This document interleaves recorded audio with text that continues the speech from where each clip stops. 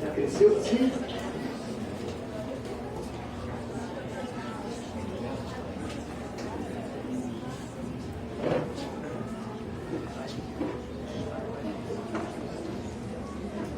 Deixa eu lembrar a igreja algumas coisas interessantes.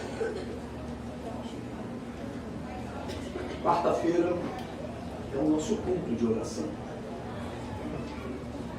E é um culto de oração como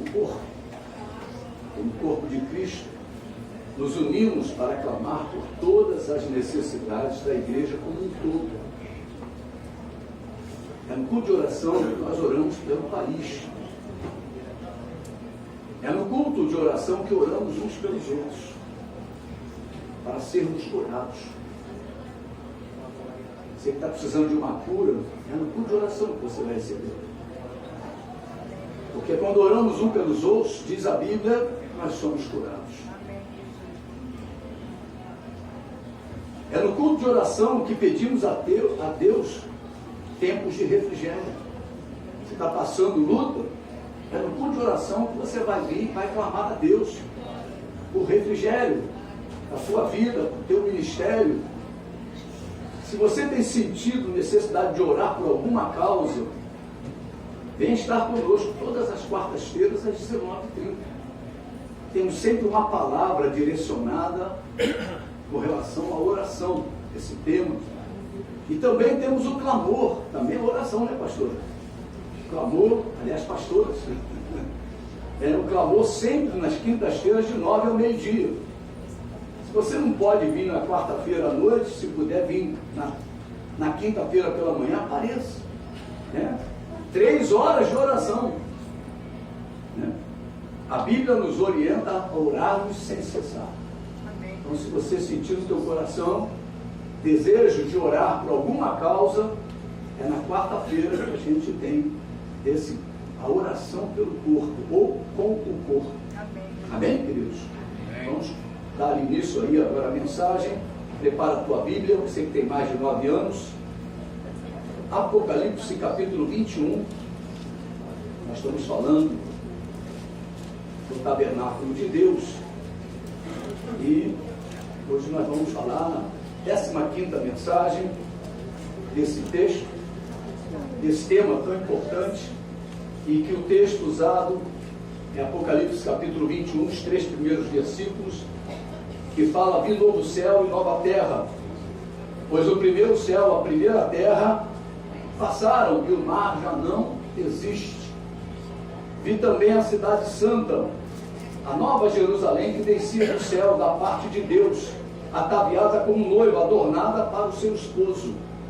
Então ouvi grande voz vinda do trono, dizendo: eis o tabernáculo de Deus com os homens. Deus habitará com eles, eles serão povos de Deus, e Deus mesmo estará com eles.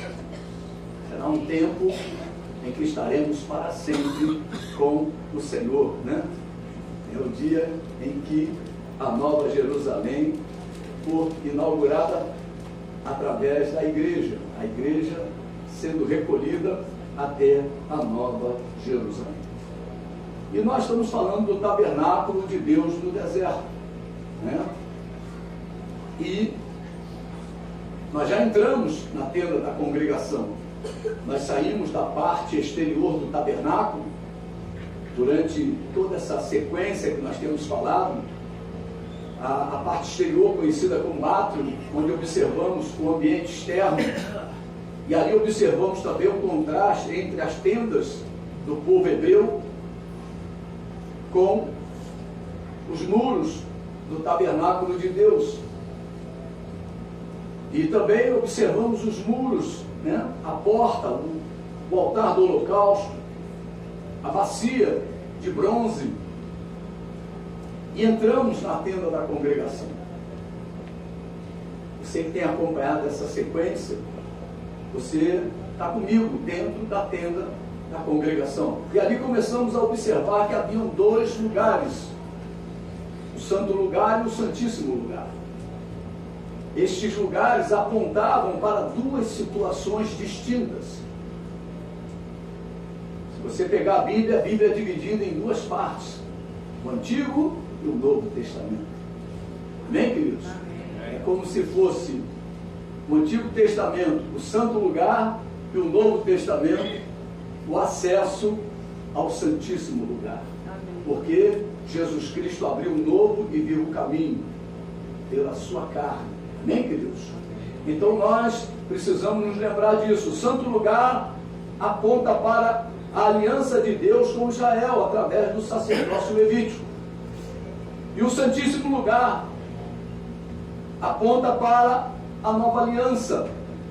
E esta nova e eterna aliança realizada pelo Senhor Jesus no Calvário, lá na cruz, dá início a um novo tipo de sacerdócio, o sacerdócio segundo a ordem de Melquisedeque. O sacerdócio levítico ou arâmico tinha limitações. Ele não podia romper, ele não podia ultrapassar o véu que separava os dois ambientes. Somente uma vez por ano, o sumo sacerdote penetrava por aquele véu e ali diante da presença de Deus oferecia sacrifícios por si e pelo povo. Mas Jesus Cristo, no momento do seu sacrifício, da sua entrega no Calvário, da sua morte expiatória, ele rasgou este véu de alto a baixo. E a palavra de Deus diz que Jesus Cristo inaugurou um novo tempo. Você pode dizer para o teu irmão, há um novo tempo para nossas vidas. A humanidade agora tem um novo tempo. Jesus Cristo inaugurou um novo tempo para mim e para você. Ele abriu um novo e vivo caminho, tornando-se o sumo sacerdote. Ele entrou e assentou-se no Santo dos Santos, não desta terra, mas no céu, e vive a interceder por nós. Que coisa tremenda a obra que Jesus fez. O lugar santo e o lugar santíssimo representam, na realidade, duas alianças, dois sacerdócios. Nós já observamos a diferença entre estas alianças, representadas pelo Monte Sinai e pelo Monte Sião. O Monte Sinai apontava para a aliança mosaica e Sião apontava para a nova e eterna aliança que Jesus Cristo realizaria. No Monte Sinai representava a lei, no Monte Sião a graça. E também já vimos a diferença entre os dois sacerdócios. Você se lembra que o sacerdócio levítico tinha limite? O sacerdócio, segundo a ordem de Melquisedeque, não tem limite. Então a Bíblia nos ensina a buscarmos a Deus. Você quer ter experiência com Deus? Não tem limite. Eu tinha um programa na televisão que dizia: o céu é o limite. Então o sacerdócio, segundo a ordem de Melquisedeque, o céu é o limite. Você pode adentrar o céu. A palavra de Deus fala de testemunhos, né? A Bíblia fala de João, a Bíblia fala de Paulo, né? E tem os exemplos no meio da igreja de experiências de arrebatamento, né? Cada um tem uma experiência de arrebatamento. Então eu louvo a Deus, porque não há limite para o sacerdócio segundo a ordem de Melquisedeque, que na realidade é o nosso sacerdócio. Amém, queridos? Que você não fique desejoso pelos detalhes do sacerdócio levítico, né? Hoje, as pessoas que estão no sacerdócio segundo a ordem de Melquisedeque querem se vestir como sacerdócios do tempo de Arão. Querem usar os objetos que eram usados na antiga aliança. Mas a Bíblia fala que agora nós temos acesso ao Santíssimo Lugar. Não fique parado no santo lugar. Entre, o véu foi rasgado. Adentra até a presença de Deus. Amém, queridos? Amém. Nós não possamos levantar de novo aquilo que Jesus Cristo já decretou como caduco. Aquilo que já caducou, diz o livro de Hebreus, a Epístola aos Hebreus fala disso. aquilo que já caducou, aquilo que não tem mais sentido para nós. Então nós agora estamos numa nova dispensação, a dispensação do Espírito Santo de Deus. Nos domingos anteriores começamos a falar sobre os objetos que estavam no santo lugar. E quais eram esses objetos? O primeiro era o candelabro. O segundo objeto era a mesa dos pães da proposição. E o terceiro era o altar de incenso. Todas estas peças tinham um simbolismo. Elas simbolizavam algo celestial que foi traduzido para o plano material e mostrado a Moisés como modelo em visões, quando estava no monte. Hoje estaremos abordando sobre a mesa dos pães da proposição. Essa mesa é muito especial, porque fala do cuidado de Deus com o seu povo. E hoje nós vamos falar exatamente isso. Deus cuida de nós. Amém, queridos? Esse cuidado especial que Deus tem para com a tua vida e para com a minha vida. A primeira peça, que se vê no santo lugar é o candelabro. Sem o candelabro você não consegue enxergar nada. O candelabro diz que Deus é luz. E quem é que se intitulou como a luz? Jesus. Então nós precisamos ter um encontro com Jesus, e graças a Deus você já teve esse encontro. E a luz brilhou na tua vida. E através da luz chamada Jesus, nós podemos ver a glória de Deus. Podemos ver o ambiente que só é enxergado através de Jesus Cristo. A Bíblia declara que Jesus deu vista aos cegos. Nós éramos cegos. E você quer ver um milagre? Olha para a pessoa que está ao teu lado. Vai para o espelho e olha para você. Você é um milagre de Deus. E teu irmão é um milagre de Deus. Ele era cego, você era cego. Hoje você tem a possibilidade de ver a glória de Deus. Através de Jesus, a glória de Deus é manifestada. O candelabro era exatamente isso.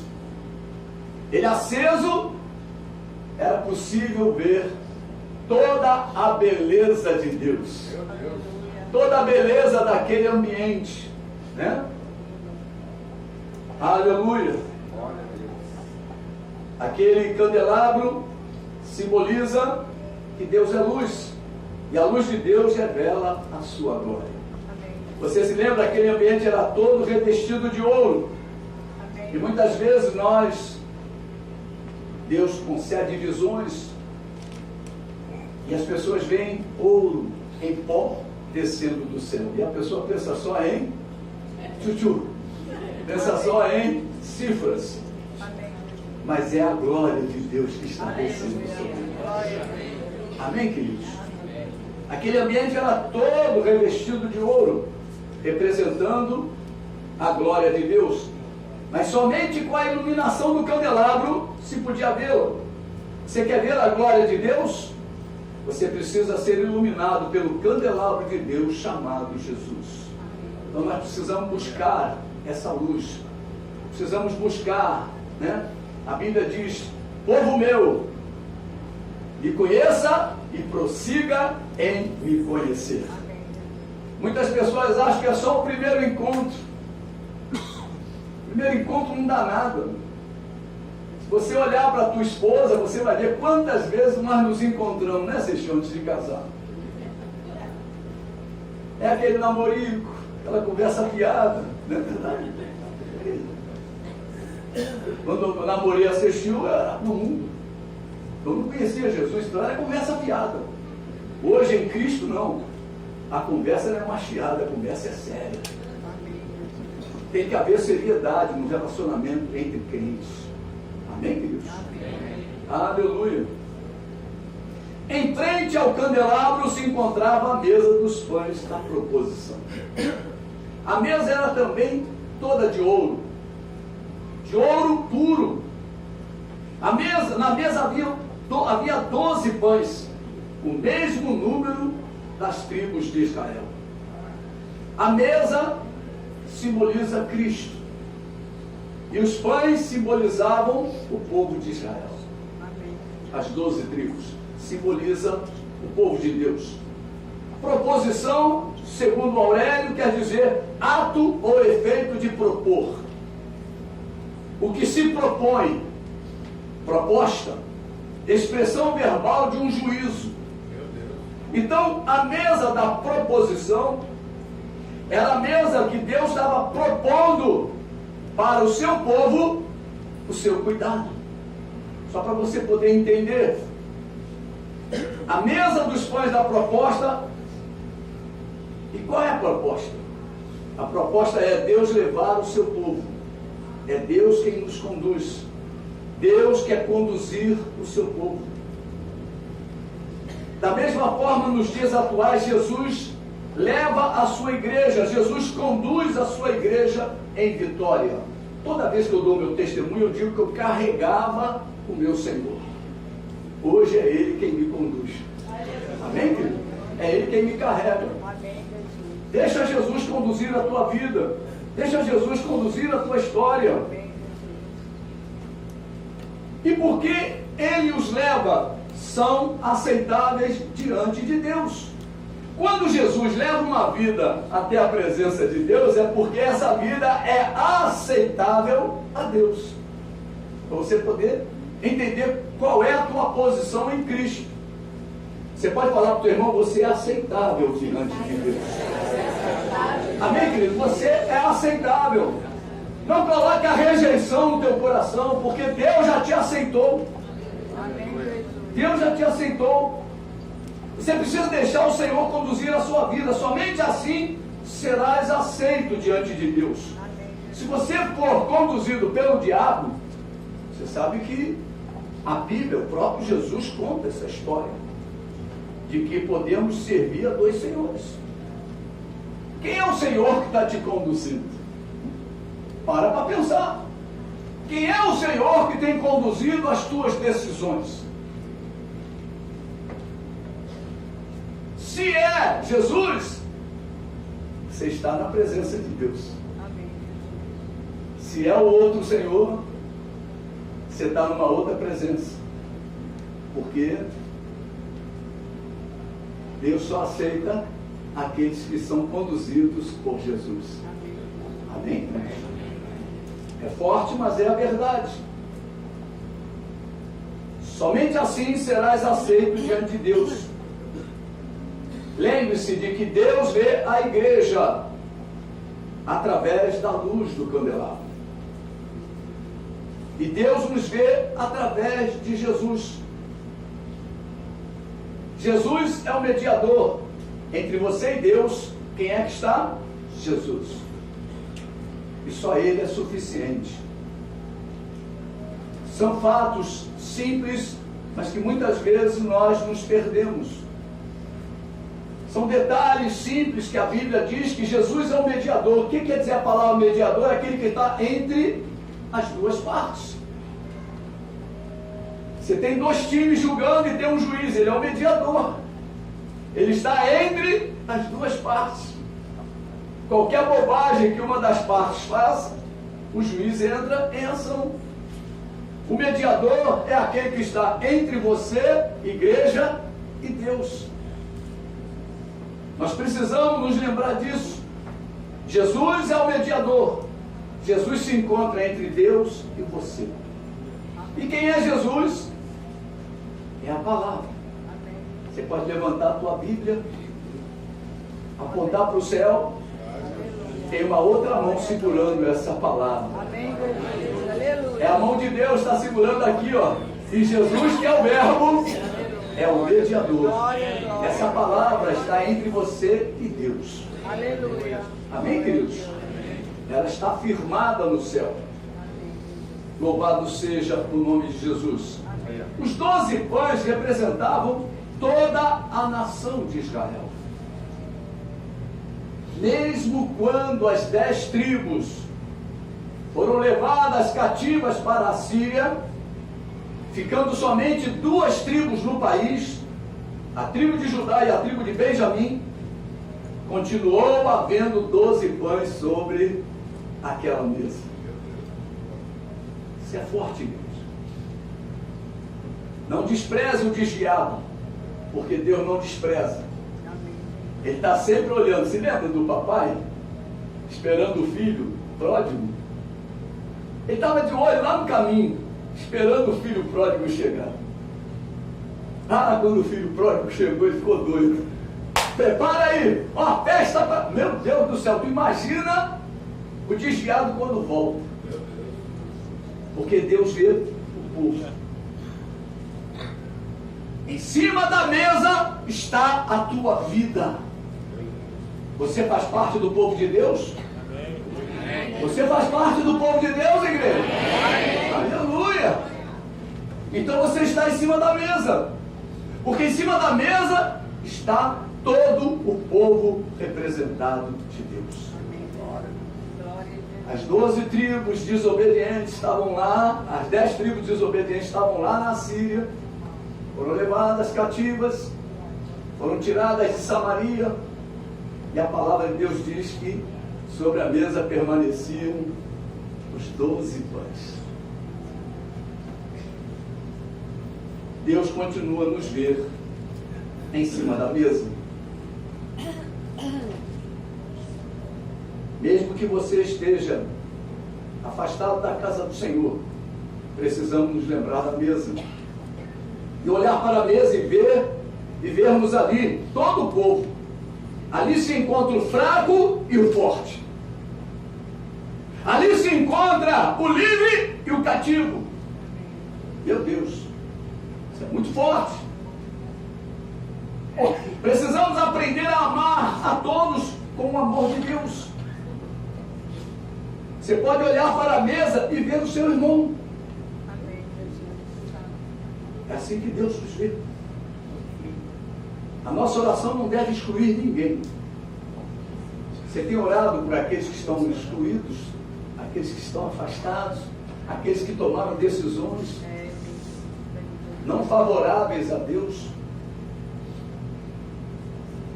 Nós precisamos orar para que eles caiam em si, como caiu o filho pródigo, que eles não precisem comer a comida dos porcos.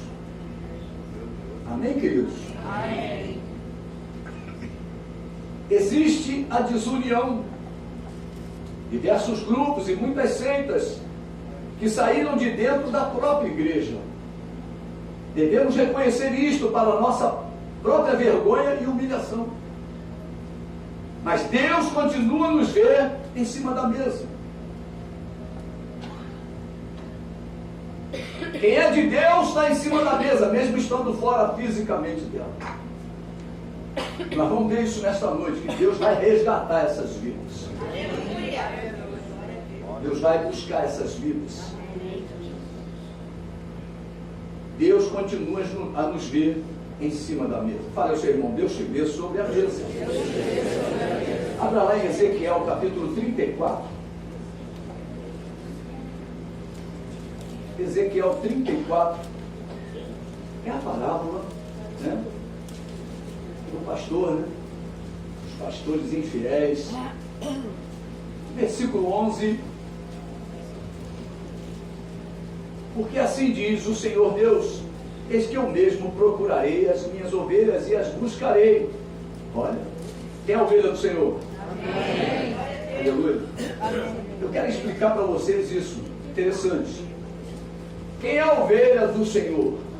São aquelas que fizeram uma aliança verdadeira com o Senhor. Vou dar um exemplo simples. Existe um caminho chamado Jesus. Todas as pessoas que fazem uma aliança no caminho, é uma aliança verdadeira. Se essa pessoa que fez esse tipo de aliança sai,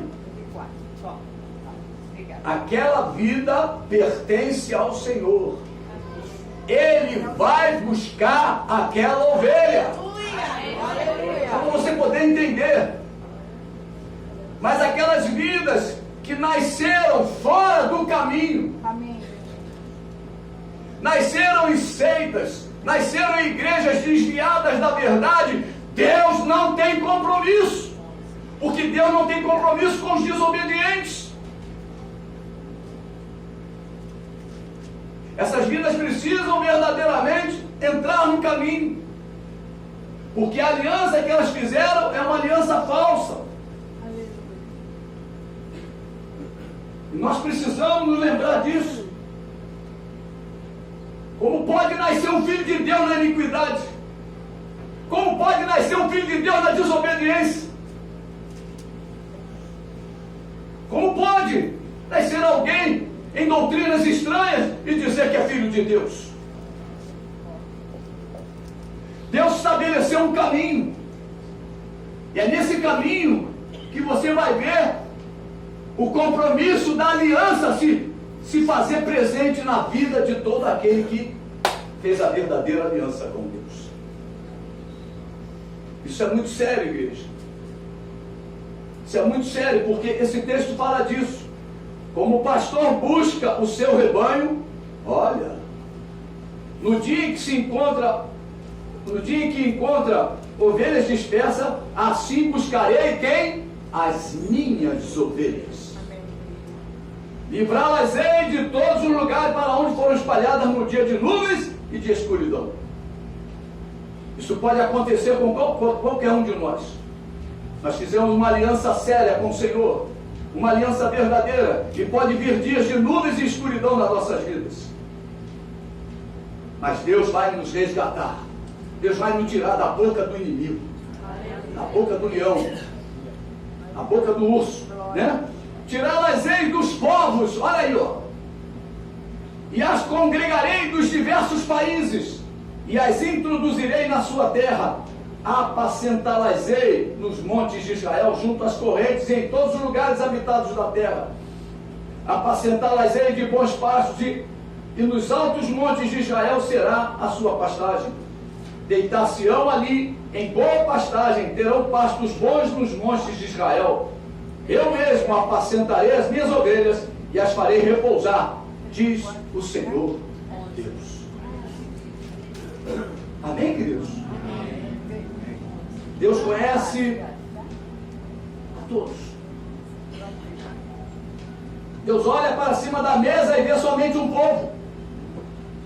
Quem é que Deus coloca em cima da mesa? São aqueles que fizeram uma aliança com Ele. Se uma aliança foi feita, meu irmão, Deus vai correr atrás daquela ovelha porque é dele. É dele. Quem tem a certeza de que é do Senhor, levante a sua mão.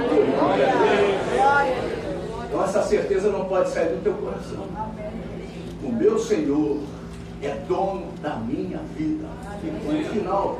A única coisa que eu posso perder a minha salvação, eu estou dizendo em termos de história de vida, para Jesus não me buscar, é se eu pecar contra o Espírito Santo. Porque Deus vai correr atrás da minha vida. Deus vai me dar a oportunidade de eu voltar para a casa dele. Mas você sabe que tem gente que gostou do mundo, se desviou e ficou. É opção. Mas Deus vai correr atrás. Deus vai correr atrás. Deus vai lutar por aquela vida. Você se lembra da oração de Jesus? João 17. Vamos lá, João 17. Hoje nós vamos mexer um pouquinho na Bíblia. Eu quero que você tenha um pouquinho de paciência. Capítulo 17, versículos 9 em diante. Diz assim: é por eles que eu rogo. Não rogo pelo mundo, mas por aqueles que me deste. Olha, porque são teus. Louvado seja o nome do Senhor. Ora, todas as minhas coisas são tuas, e as tuas coisas são minhas. Meu irmão, nada é teu. Porque as coisas de Deus também, ele disse que, olha, as minhas coisas são tuas e as tuas são minhas. Tudo que é de Deus é teu, igreja. É nosso. Nós somos propriedade de Deus, e Deus também liberou o céu para nós. Olha lá o que ele diz aqui no versículo, olha. Ora, todas as coisas são minhas e as tuas coisas são tuas e as tuas coisas são minhas. E neles eu sou glorificado. Versículo 11. Já não estou no mundo, mas eles continuam no mundo. Ao passo que eu vou para junto de ti, Pai Santo, guarda-os em teu nome, que me deste, para que eles sejam um, assim como nós. Deus está cuidando de você. Isso é aquele hino que nós cantamos, às vezes, Deus cuida de mim, né? Deus cuida de mim. Deus conhece os seus. Nós devemos estender as nossas mãos aos irmãos e amá-los de todo o coração. Vamos lá para aquela mesa, Êxodo 25. Vamos examinar essa mesa, que essa mesa é muito importante para nossas vidas, para podermos entender. Êxodo 25, versículos 23 em diante. Diz Deus a Moisés lá no monte: também farás a mesa de madeira de acácia. Terá o comprimento de 2 côvados, a largura de 1 côvado e a altura de 1 côvado e meio. Só para os irmãos terem uma noção, um côvado tem 44,4 centímetros, tá? Quase 45 centímetros. Então, ela tem comprimento 2 côvados, quase 90 centímetros. A largura, 1 côvado, 45 centímetros, e a altura de 1 côvado e meio, mais ou menos 66,6 centímetros, né? De ouro puro a cobrirás, e lhe farás uma bordadura de ouro ao redor. Também lhe farás moldura ao redor, da largura de 4 dedos. Olha, 4 dedos. Uma altura de 4 dedos, protegendo toda a mesa para nenhum pão cair da mesa. Que cuidado de Deus, hein? Tamanho de uma mão. É Deus cuidando de você. Para você não cair da mesa. Fala para o teu irmão, Deus está cuidando de você. Para você não cair da mesa. Aleluia. Também lhe farás 4 argolas de ouro, e porás as argolas nos 4 cantos, que estão nos seus 4 pés. Perto da moldura estarão as argolas, como lugares para os varais para se levar à mesa. Farás, pois, estes varais de madeira de acácia, e os cobrirás de ouro, por meio deles se levará à mesa. Também farás os seus pratos e os seus recipientes para incenso, e para as suas galetas, e as suas taças em que se hão de oferecer libações. De ouro puro os farás. Porás sobre a mesa os pães da proposição diante de mim perpetuamente. Louvado seja o nome de Jesus. A mesa tinha essa moldura de ouro ao redor da largura de 4 dedos, ao redor da qual foi feita uma bordadura de ouro. Ia ser muito bonita a mesa, né? Os detalhes. A finalidade, sem dúvida, era evitar que os pães caíssem ou deslizassem da mesa. O Senhor Jesus é esta moldura de ouro. A moldura era da largura de uma mão. A mão do Senhor segura os seus com firmeza. Ele os protege. Você pode dizer: o Senhor tem protegido a minha vida. Ninguém poderá nos arrebatar das mãos do Senhor. João capítulo 10. Vamos passear um pouquinho na Bíblia. João capítulo 10.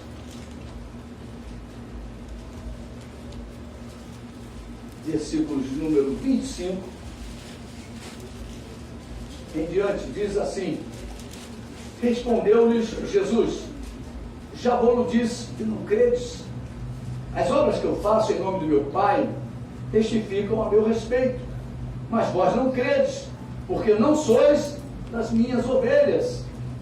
As minhas ovelhas ouvem a minha voz, eu as conheço e elas me seguem. Eu lhes dou a vida eterna, jamais perecerão, e ninguém as arrebatará das minhas mãos, da minha mão. Aquilo que meu Pai me deu é maior do que tudo, e da mão do Pai ninguém pode arrebatar. Eu e o Pai somos um. Amém, queridos? Se você crê, fale comigo. Eu creio. Por isso eu sou ovelha do Senhor. Aleluia. Você pode falar para o teu irmão, você está seguro nas mãos do Senhor. A moldura da mesa não nos deixará cair. Glória a Deus. Creia no Senhor Jesus, será salvo tu e toda a sua casa.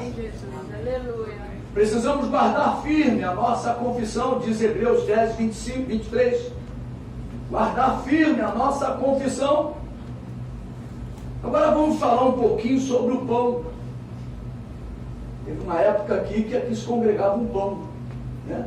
Era o Rodrigo, o apelido dele era o pão, né? O pessoal chamava ele de pão, né? Mas hoje nós vamos falar do pão, daquele pão que estava sobre aquela mesa.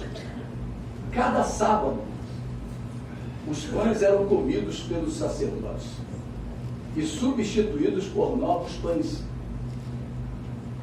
O pão da mesa de ouro era alimento para os sacerdotes. Interessante. E quem é sacerdote, diga amém. Amém. É assim que Deus havia ordenado a Moisés. Mas hoje, o que é que representa esse pão? Em João capítulo 6, aí um pouquinho mais atrás aí do capítulo 10, né? Capítulo 6, dos versículos 32 em diante. É um texto um pouco longo, mas é interessante para a gente poder compreender. Porque Jesus se intitula como o pão da vida. E diz que esse pão é o nosso alimento. Replicou-lhe Jesus, versículo 32. Em verdade vos digo, não foi Moisés quem vos deu o pão do céu. O verdadeiro pão do céu é meu Pai quem vos dá. Porque o pão de Deus é o que desce do céu e dá vida ao mundo. Então lhe disseram, Senhor, dá-nos sempre desse pão. Declarou-lhes, pois, Jesus, eu sou o pão da vida. O que vem a mim jamais terá fome, e o que crê em mim jamais terá sede. Porém, eu já vos disse que, embora me tenhas visto, não credes. Todo aquele que o Pai me dá, esse virá a mim. E o que vem a mim, de modo nenhum, o lançarei fora. Porque eu desci do céu, não para fazer a minha própria vontade, sim a vontade daquele que me enviou. E a vontade de quem me enviou é esta, que nenhum eu perca de todos os que me deu. Pelo contrário, eu ressuscitarei no último dia. Amém. De fato, a vontade de meu Pai é que todo homem que vira o Filho e nele crer, tenha a vida eterna. E eu o ressuscitarei no último dia. Murmuravam, pois, dele os judeus, porque dissera, eu sou o pão que desceu do céu. E diziam, não é este Jesus, o filho de José? Acaso não lhe conhecemos o pai e a mãe? Como, pois, agora diz desci do céu? Respondeu-lhe Jesus, não murmureis entre vós. Ninguém pode vir a mim se o Pai que me enviou não o trouxer. E eu ressuscitarei no último dia. Está escrito nos profetas que serão todos ensinados por Deus. Portanto, todo aquele que da parte do Pai tem ouvido e aprendido, esse vem a mim. Não que alguém tenha visto o Pai, salvo aquele que vem de Deus. Este o tem visto. Em verdade vos digo, quem crê em mim tem a vida eterna. Eu sou o pão da vida. Vossos pais comeram maná no deserto e morreram. Este é o pão que desce do céu, para que todo o que dele comer não pereça. Eu sou o pão vivo que desceu do céu. Se alguém dele comer, viverá eternamente. E o pão que eu darei pela vida do mundo é a minha carne. Disputavam, pois, os judeus entre si, dizendo, como pode este dar-nos a comer a sua própria carne? Respondeu-lhe Jesus, em verdade vos digo, se não comerdes a carne do Filho do Homem, não beberdes o seu sangue, não tendes vida em vós mesmos. Quem comer a minha carne e beber o meu sangue tem a vida eterna, e eu o ressuscitarei no último dia. Pois a minha carne é a verdadeira comida, e o meu sangue é a verdadeira bebida. Quem comer a minha carne e beber o meu sangue permanece em mim, e eu nele. Assim como o Pai que vive me enviou, e igualmente eu vivo pelo Pai, também quem de mim se alimenta, por mim viverá. Versículo 58. Este é o pão que desceu do céu, em nada semelhante àquele que vossos pais comeram, e contudo morreram. Quem comer este pão viverá eternamente. Aleluia. Louvado seja o nome de Jesus. Aleluia. Glória a Jesus. A mesa simboliza também o saciar de Deus para a nossa vida através do pão da vida, através da sua palavra. A palavra de Deus sacia a nossa existência, sacia a nossa alma, sacia a nossa vida espiritual. Os sacerdotes, segundo a ordem de Arão, comiam aquele pão sempre aos sábados. Sempre aos sábados. O sábado representava o descanso de Deus para o seu povo. Aliás, representa o descanso de Deus para o seu povo. Nós já nos encontramos no descanso, no sábado de Deus. Quem se encontra no descanso de Deus, levante a mão e glorifique a Deus. Você já tem descanso. Todo dia é descanso para você. Todo dia tem descanso para a tua alma. Nós entramos no sábado de Deus, quer dizer o quê? Você pode comer pão todo dia. O sacerdote, segundo a ordem de Melquisedeque, não precisa esperar o sábado físico, o sábado humano. Nós já entramos no descanso de Deus. Você pode ler a Bíblia todo dia. Você pode dobrar o teu joelho e buscar o Senhor todo dia. Não existe um dia separado, é o dia do Senhor, amém? O dia do Senhor é porque a grande maioria não trabalha no domingo. A grande maioria, tem gente que trabalha no domingo. Amém, Jesus. Mas o dia do Senhor, para nós, é todo dia. Todo dia. Fala para o teu irmão que está ao teu lado aí, todo dia. É dia de comer pão. Aleluia! É o pão da proposta, é o pão da proposição de Deus. Os sacerdotes, segundo a ordem de Melquisedeque, comem pão, o pão da vida, diariamente. Amém. Não precisamos esperar um dia especial para nos alimentar da palavra de Deus. Se você tem agido assim, é tempo de mudança hoje. É tempo de você repensar a tua vida. Separe um tempo para você comer pão, o pão de Deus, o pão que desceu do céu, a palavra do Deus vivo. Um homem ou uma mulher que tem se alimentado do pão vivo, do pão que desceu do céu, do pão da vida, é uma vida suprida em todas as suas necessidades. Você sabe que a palavra, o pão de Deus, nos supre de todas as nossas necessidades. Você tem sentido dificuldades? Coma o pão. Fala para o teu irmão, coma pão. Aleluia, olha, nem só de pão humano viverá o homem, mas de toda a palavra que procede da boca de Deus. É o pão que desceu do céu. Amém? A vida do cristão é alimentada pelo verdadeiro pão. Alimentar-se dele é o segredo espiritual. O crescimento espiritual do cristão se dá quando ele passa a se ocupar com a palavra do Senhor. Você quer crescer na graça e no conhecimento? É a palavra. Como a palavra. Todas as pessoas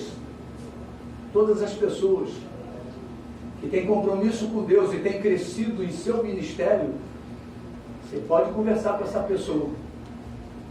Ela é uma pessoa que se alimenta da palavra. As coisas estão difíceis, vai para a palavra, pede direção a Deus. A palavra de Deus, ela é luz para o meu caminho. Aleluia. Amém? É luz para o meu caminho. Você está sem direção, vai para a palavra, que a palavra vai iluminar o teu caminho. Para você poder compreender como a palavra é importante, como o pão é importante para o povo de Deus que está em cima da mesa.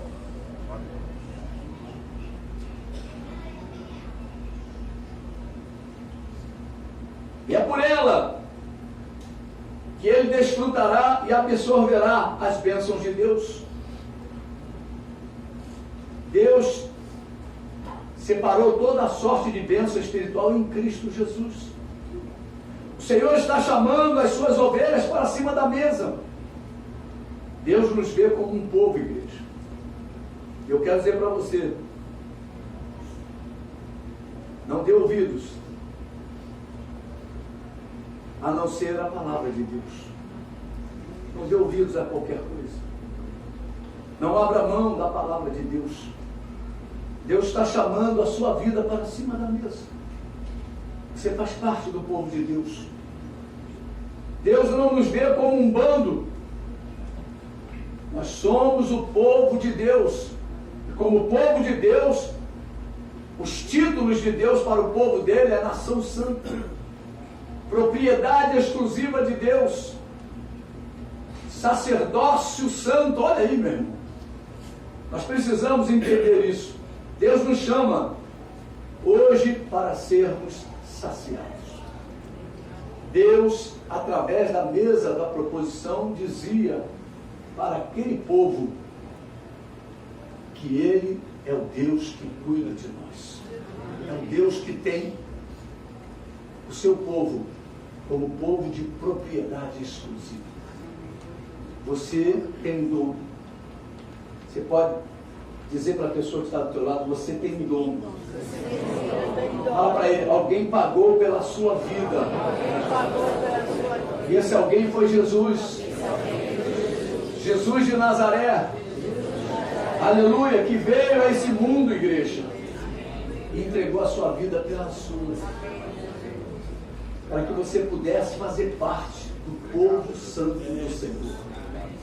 Amém? E Deus nos chama hoje para sermos saciados. Amém? Eu vou convidar o louvor. Eu queria que você ficasse de pé. Louvado seja o nome de Jesus.